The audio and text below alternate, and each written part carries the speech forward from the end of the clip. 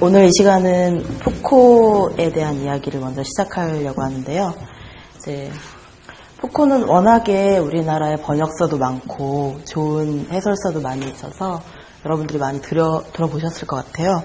근데 이제 제가 오늘 푸코와 일종의 이제 커플 미팅을 하고 싶어하는 영화는 본 아이덴티티라는 영화인데, 이제 영화 제목에서 보여주는 것처럼 어떤 인간의 정체성을 찾아가는 얘기죠. 그렇죠? 그리고 우리가 정체성이라고 할 때 이 앞에 자아라는 말을 붙이기 좋아하죠. 근데 이 자아 정체성이라는 개념이 사실 아주 얼마 안 된 경험이에요. 예.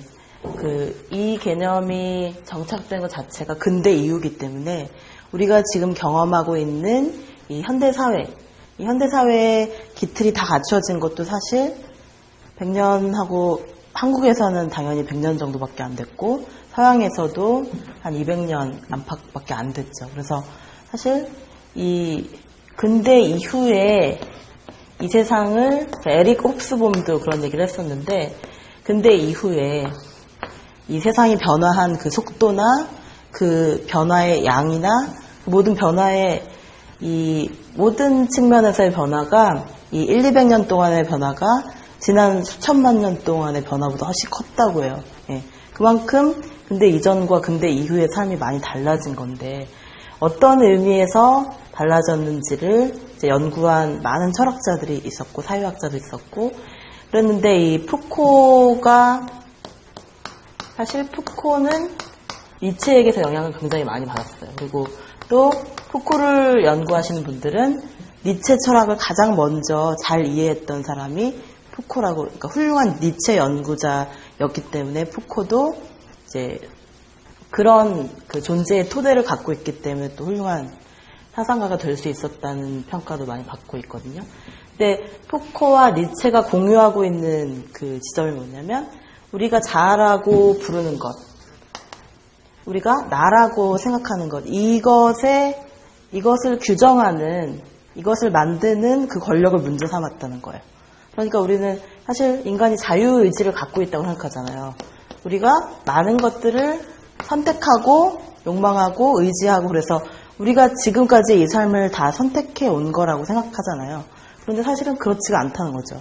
우리가 선택한다고 믿었던, 우리가 정말 이 세상에 엄청난 많은 가능성 중에서 선택한다고 믿었던 그것들이 사실 아주 제한된 복이, 정말 객관식에 몇 개 안 되는 그 5개 중에서 하나를 고르는 것처럼 아주 제한된 선택 범위 속에서 그 선택 자체가 이 외부에서 주어진 것이라는 거죠. 그러니까 자아라는 존재 자체가 어떤 자유의지로 스스로를 창조하는 그런 존재가 아니라 외부의 담론에 의해서, 외부의 담론, 권력에 의해서 규정되는 그런 존재라는 거예요. 그래서 이 기입된다는 말도 쓰는데, 그러니까 우리가, 이거는 이제 주디스 버틀러가 많이 쓰는 말 중에 하나거든요. 그러니까 우리가 사실 어렸을 때 배우는 거는 남자와 여자가 사랑한다 이렇게 배우잖아요. 그런데 주디스 버틀러 얘기는 아니다, 우리가 남자로 태어난다고 해서 여자를 사랑하고 여자로 태어난다고 해서 남자를 사랑하라는 그런 법은 없었다는 거예요. 그런 법은 없었고, 우리 모두에게 다 그 양성애적 본능이 있을 수 있고, 그리고 꼭 인간을 사랑하라는 법도 없다는 거예요. 그 모든 누군가를 사랑해야 된다는 거, 남자는 여자를, 여자는 남자를, 그리고 뭔가 좀 서로에게 맞는 이성의 짝을 찾아야 한다는 그 관념 자체가 사후적으로 기입된 거라는 거죠.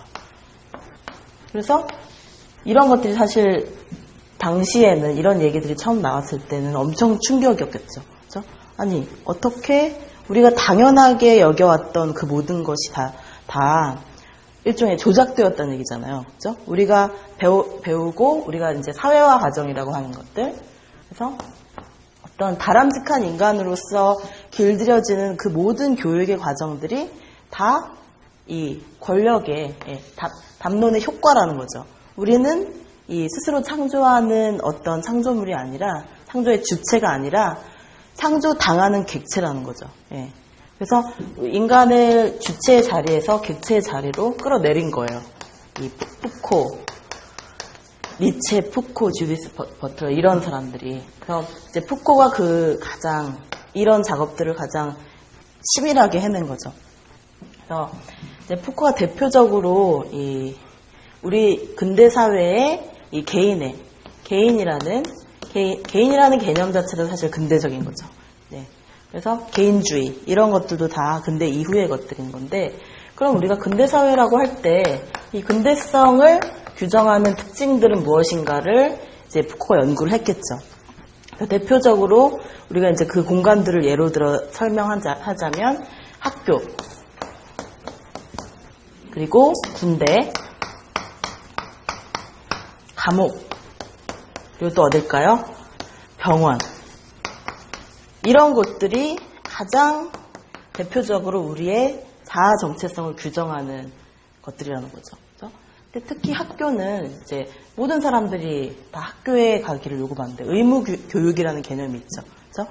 의무 교육이라는 개념 자체도 우리는 뭐 사실 국민의 문맹을 극복하고 사람들한테 교육의 기회를 주는 것에 대해서 다 좋은 생각들을 갖고 있지만, 사실 어떤 면에서는 이제 국민이 글자를 모르면 국민이 이제 국가의 명령어를 못 알아듣는 거잖아요. 세금을 내라, 뭘 해라, 무슨 법을 지켜라. 그래서 국가가 원하는 명령어를 알아듣게 만드는 존재를 길들이는 과정이기도 하는 거예요.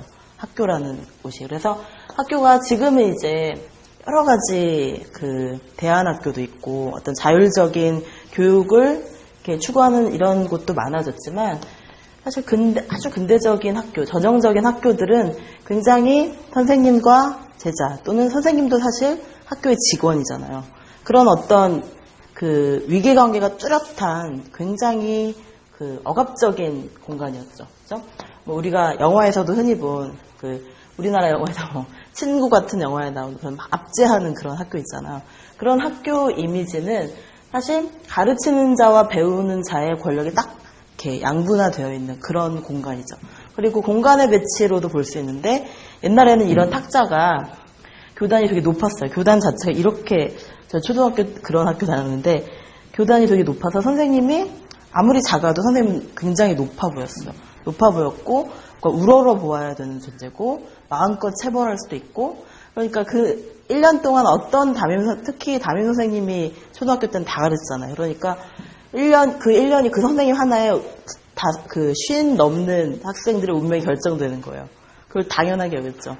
근데 그런 식으로 이 학교라는 곳, 그리고 학교에서 훈련하는 것들이 일종의 이제 영어 수학만 가르치는, 국어 영어 수학만 가르치는 것이 아니라 제일 중요한 학교의 권력은 사실 도덕의 개념을 가르치는 것이죠. 이 사회에서 어떤 인정받는 바람직한, 이 사회의 이 구성원이 되기 위해서, 시민이 되기 위해서 가져야 되는 덕목을 가르치는 것이 학교의 가장 중요한 역할이고, 그런 의미에서 거기에서 벗어나는 애들이 불량아, 문제아가 되는 거죠. 그렇죠? 그래서 애들을 막 성적을 매기고, 그리고 그냥 성적으로만 성적을 매기는 것이 아니라 품행을 단정해야 된다. 이렇게 치마 길이에, 머리 길이에 이런 것들도 다 검사하잖아요.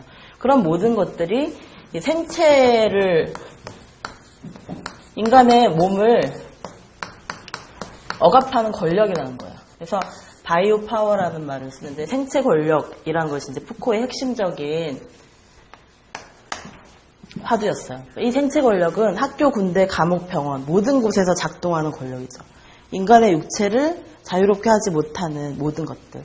요새는 가장 대표적으로 CCTV의 이 감시 카메라를 알 수 있죠. 사실 감시 카메라 자체는 어떤 안전을 위해서, 이제 사람들이 안전을 위해서는 내가 좀 사생활을 침해받아도 어쩔 수 없다, 이렇게 생각하는 추세잖아요, 요새는. 그런데 사실 그 감시 카메라의 역할을 우리가 다 알게 되면 정말 그거를 쓰고 싶지 않은 것 같아요. 이제 감시 카메라가 우리가 이제 하루에 보통 이제 도시 생활을 하는 하루에 이 도시인이 카메라에 노출되는 횟수가 80회 이상이 돼요. 우리가 80번도 넘게 감시 카메라에 우리의 몸을 비춰주는 거예요. 예. 그러니까 우리는 일종의 이제 연기자인 거죠. 그리고 이 사각지대가 점점 없어지고 있기 때문에 이 모든 곳에서 어디선가 나를 감시하고 있다 이런 느낌을 갖고 살아야 되는 거죠. 그렇죠? 근데 이제 이 감시 카메라도 원래 이제 그 모델이 파놉티콘 벤담의 원형 과목이었어요.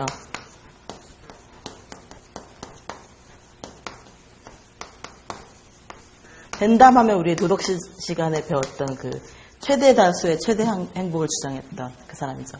근데 이 사람이 얘기했던 거는 그러니까 감옥을 효과적으로 관리하기 위해서는 이 모든 죄수들을 간수를 하나씩 붙여줄 수도 없고 24시간 동안 관리할 수도 없잖아요. 그러니까 이 안은 보이고 그러니까 밖에서는 안을 볼 수 없고 안에서만 밖을 볼 수 있는 이 공간을 만들어가지고 이 쭉 그 피라미드처럼 이렇게 쭉 사방으로 감옥을 배치하자는 거였어요. 그러면은 이쪽에서는 저쪽에서는 이쪽이 안 보이니까 이 사람은 하루 종일 아무것도 안 하고 정말 놀고 있어도 이 감옥의 죄수들은 어떻겠어요? 아, 저게 날 보고 있을지도 모른다. 이렇게 생각하게 되는 거예요. 그렇죠? 굉장히 이게 이제 어떻게 보면 CCTV의 효시죠. 그렇죠? 그래서 누가 나를 보고 있다는 그 사실이 아니라 상상이죠. 그 상상만으로도 내 행동이 제한되는 거죠. 예. 자고 있을 때도 나를 볼 수 있으니까. 그렇죠? 그래서 이 죄수가 이 안에서 행동 반경 자체가 제한되는 건데, 그러니까 말하자면 정말로 예전의 권력은 뭔가 이 몽둥이를 들고 와서 죄인을 때리거나 고문을 하거나 뭔가 눈에 보이는 폭력이었잖아요. 그러니까 이게 사람의 몸이 개입한 아주 직접적인 폭력이었는데 지금 근대의 권력은 보이지 않는 시선의 권력이 되어가고 있다는 거예요. 그렇죠? 내가 굳이 거기 가서 내가 직접 감시를 할 필요가 없는 거예요. 카메라만 있으면 되니까. 예. 그런 식으로 간접화되고 권력의 주체가 점점 눈에 보이지 않는 사람이 되어가는 거죠. 그래서 이 시선의 권력이 작용하는 곳이 되고, 그래서 예를 들면은 왜 감시 카메라 중에서도 그 속도 감시하는, 자동차 속도 감시하는 그 감시 카메라가 2007년 그 연구 자료에 보면은 20% 이상이 페이크였대요. 예. 그러니까 그게 감시 카메라 모양만 하고 있지 작동 안 하는 거예요. 그래도 사람들이 다 지킨다는 거예요. 그 앞에서는. 벌금 내야 되니까. 예. 그런 식으로 그거 자체가 바로 시선의 권력이라는 거죠. 예. 누군가 나를 지켜보고 있을지도 모른다는 그 가능성 때문에 내 행동을 제한받는 이런 생체 권력이 학교나 군대, 감옥, 병원에서 다 진행되고 있다는 것이고, 이제 학교, 군대, 감옥, 병원마다 좀 방식이 다르긴 한데, 군대는 어떤 걸로 이제 물론 전쟁이라는 위기 상황을 위한 어떤 훈련을 하는 곳이기도 하지만 일상 속에서는 어때요? 개개인의 모든 시간을 다 쪼개죠. 그래서 뭐 기상부터 아침에 일어나서 저녁에 잠들 때까지 그 시간을 모두 쪼개가지고 단 1시간도 자기 마음대로 하는 시간이 없게 만드는 거죠. 사람을. 그래서 이 몸이라는 것이 얼마나 이제 인간은 길들여지는 존재니까, 예. 그것을 잘 이용한 거죠. 훈련을 통해서 그들의 이렇게 마음에 드는 신체를 만드는 거예요. 예. 그들에게 명령에 복종할 수 있는 그런 신체를 만드는 거죠. 그리고 군대에서는 막 너무 뛰어난 것도, 예, 너무 못한 것도 용인이 안 되죠. 그 평균에 맞춰야 되는 거예요. 예. 그래서 사람의 능력이 막 여러 가지가 있는데, 그리고 여러 편차의 능력이 있을 수 있는데 그거를 평균 수준으로 맞춰놓는 거죠. 그래서 사람들이 어떤 뭐 창조성을 발휘할 수도 없고, 그리고 창조성이 발휘되려면 막 공부도 해야 되고 여러 가지 신체가 일단 자유로워야 되는데 그런 모든 활동들이 제한되는 것이죠. 감옥은 뭐 말할 것도 없죠. 그리고 감옥에서는 감옥에 대한 연구를 니체도 많이 했는데 이 감옥의 효과라는 것이 사실 정말 죄수를 교화하는 것에 있는가 이것에 의문을 가진 거예요. 부코는. 정말 죄수가 감옥에 가서 몇 년 동안 이 벌을 받으면 정말 좋은 사람이 될 수 있을까? 그게 아니라는 거죠. 그게 목적이 아니고 오히려 더 많은 죄수들은 오히려 다른 죄수들을 보고 더 나쁜 범죄를 배워온다는 거예요. 예. 계속 재범의 확률은 더 높아지게 돼 있고, 감옥이라는 곳이 교화의 공간이 아니라 낙인 찍고, 이제 너는 쓸모없어. 사람은 끊임없이 이제 사회적인 죽음을 선언하는 곳이라는 거예요. 그리고 더 중요한 것은 감옥이 사실 감옥 안에 있는 사람들을 위한 것이 아니라는 거죠. 예. 감옥 밖의 사람들을 향해서 니네 조금만 우리 말을 안 들으면 여기 갇힌다. 그래서 감옥이 사실 다 죄 있는 사람만 오는 것도 아니죠. 그래서 감옥이라는 존재가 있음으로 해서 감옥 밖의 사람들을 계속 이렇게 감시하는 거예요. 예. 니네 잘못하면 이렇게 돼. 라고 보여주는 그 전시 효과가 있는 거죠. 그래서 감옥 밖의 사람들을 가두는 공간이 바로 감옥이라는 거예요. 예. 감옥 안의 사람들뿐만 아니라 감옥 안의 사람들을 육체적으로 가둔다면 감옥 밖의 사람들을 이제 정신적으로 가두는 거죠. 그런 감옥에, 그러니까 교화라는 것은 다 허울 좋은 것이다. 그리고 병원이 근대 이전의 병원과 근대 이후의 병원이 달라진 점은 정말 많은데, 이 병원에 가면 일단 자기 예전에 약방 주인이나, 그죠? 우리 예전에 그 드라마들 보면 이렇게 그냥 일단 어디가 아프냐고 물어보지, 당신의 이름이 뭔지, 주민등록번호가 뭔지 이런 거 안 물어보잖아요, 그죠? 근데 병원에서 제일 먼저 해야 되는 건 차트를 기록해야 되는 거예요. 그러니까 자기가 의료보험증이 있는지, 그러니까 자기의 아이덴티티부터 먼저 밝혀야 되는 거죠. 수속부터 하고 돈부터 내고 이런 데도 있고, 그러니까 자기가 누구인지를 밝히지 않으면은 질병에 대한 그런 것도 없어지는 거예요. 그러니까 고칠 수 있는 권한도 주지 못하는 거예요. 병원이 이런 개인의 신상 명세를 깨알같이 다 통제하는 곳이 되었고, 그리고 이제 병을 바라보는 거, 질병을 바라보는 시선 자체가 변한 거죠. 그러니까 질병은 이제 전통적인 의학에서는 몸에 균형이 깨진 걸로 봤었잖아요. 그렇죠? 그러니까 병균이 침투해서 병균이 막 오염되고 전파되고 이런 식으로 보는 것이 아니라 몸의 균형이 깨져서 그 균형이 또 가만히 두면, 예, 그리고 적당한 치료를 하면 언젠가는 균형이 회복된다고 봤는데, 그러니까 삶의 입장에서 본 거죠. 살아있는 삶의 입장에서 질병을 바라봤다면 예전의 병원이, 이 근대 이후의 병원들은 얼마나 죽음에 가까운가, 죽음의 시선으로 병을 보기 시작했다는 거예요. 그죠? 그래서 예를 들어 제일 비근한 예가, 암 선고를 받으면 일단 사람들이 제일 먼저 떠올리는 단어는 죽음이죠. 예. 실제로 암에 걸려서 치료할 수 있는 확률이 훨씬 높아졌는데도 불구하고 암은 여전히 죽음과 이렇게 커플처럼 따라다니는 그런 이미지예요. 그렇죠? 그러니까 뭔가 죽음의 시선으로 봤을 때, 말하자면 인간의 육체 자체를 딱 갓난아기가 태어나는 순간, 쟤는 죽음에서 가장 먼 존재, 이제 죽음의 스타트 0점에 쓴 존재인 거예요.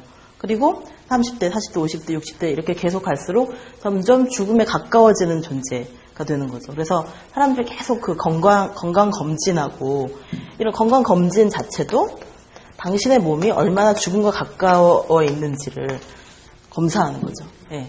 근데 인간의 몸이 그런데 그렇게 컴퓨터처럼, 그죠? 어떤 때는 건강이 좀 안 좋아서 안 좋게 나올 수도 있고, 그죠? 예. 그런데 그런 식으로 인간의 몸을 이제 얼마나 시체에 가까운가, 예. 예. 그렇게 보는 것 자체가 굉장히 폭력적인 관점이죠, 그죠? 그래서 이 인구 관리도 마찬가지예요. 인구 센서스에 대한 연구도 이제 푸코가 많이 했었는데, 그러니까 인구조사들 이번에 다 하셨죠, 그죠? 근데 인구조사를 하면 사실 우리가 너무 많은 것들을 국가에게 우리의 정보를 노출하는 거예요. 우리 집의 구조까지 다 얘기해야 되잖아요. 그죠? 네, 우리 집에서 어떤 공간은 어떤 용도로 쓰는지까지 다 얘기하라고 그러더라고요. 전 진짜 깜짝 놀랐어요. 그전에는 그냥 부모님이 하셨으니까. 근데 제가 독립하고 나니까 이런 것들을 다 내가 하다 보니까 정말 내가 너무 많은 정보들을 국가에게 헌납을 해야 되는구나.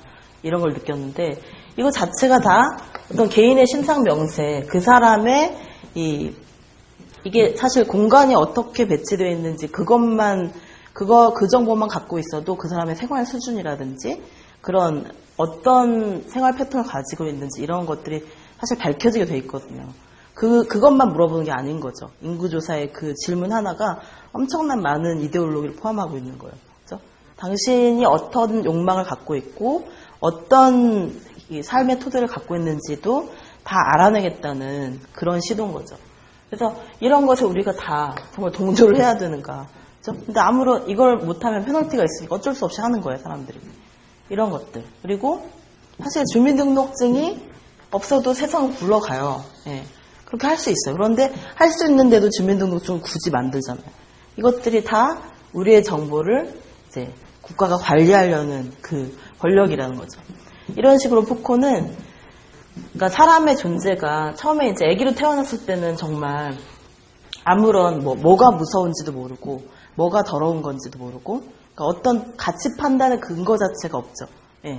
그래서 도둑이 쳐들어와도 아기는 그 무서운지 모르는 거예요. 예. 근데 이런 정말 그러니까 어느 곳으로 튈지 모르는 인간을 어쩔 수 없이 어떤 그 커뮤니티 안으로 종속시키기 위해서 거기에 그 시스템에 맞게 길들여지는 어떤 여기서 맞다고 하는 그 가치 판단에 길들여지는 존재를 만드는 거죠. 그러니까 이 과정을 치밀하게 분석한 것이 푸코예요.